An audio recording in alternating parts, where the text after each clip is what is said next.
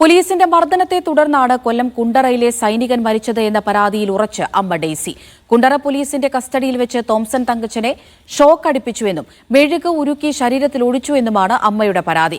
സ്റ്റേഷനിലെയും ജയിലിലെയും CCTV ദൃശ്യങ്ങൾ ലഭിക്കാനായി Daisy അപേക്ഷ നൽകി. കുറ്റക്കാരെ നിയമത്തിന് മുന്നിലെത്തിക്കാൻ ഏതറ്റം വരെയും പോകുമെന്നും ഡെയ്സി മീഡിയ വണിനോട് പറഞ്ഞു.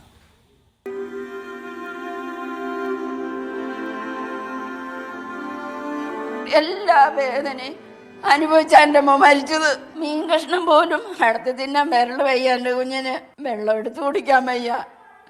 ഈ ഒരു അമ്മ ഇല്ലായിരുന്നു എൻ്റെ മോന് എന്തുവായിരുന്നു ഗതി.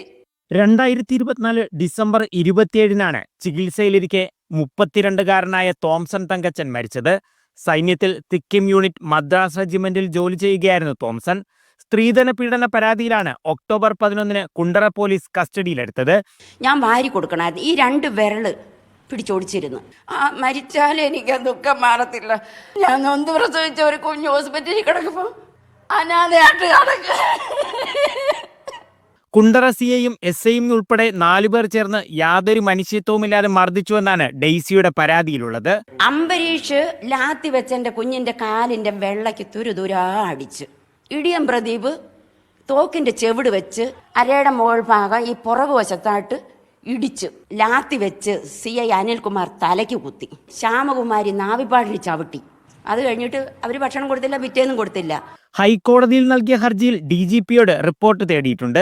പോലീസുകാരുടെ ഭാഗത്ത് തെറ്റ് സംഭവിച്ചിട്ടുണ്ടെങ്കിൽ കൃത്യമായ അന്വേഷണത്തിലൂടെ കുറ്റക്കാരെ നിയമത്തിന് മുന്നിൽ കൊണ്ടുവരണമെന്നുള്ളത് ഒരു കാരണവശാലും മാറ്റമില്ലാതെ നടക്കേണ്ടത് തന്നെയാണ്. അതിനുള്ള പോരാട്ടത്തിൽ തന്നെയാണ് ഇപ്പോൾ അമ്മയും ആയിരിക്കുന്നത്. കൊല്ലത്ത് നിന്ന് രതീഷ് മാടമ്പിശേലിനൊപ്പം ലിജോ റോളൻസ്, മീഡിയ 1.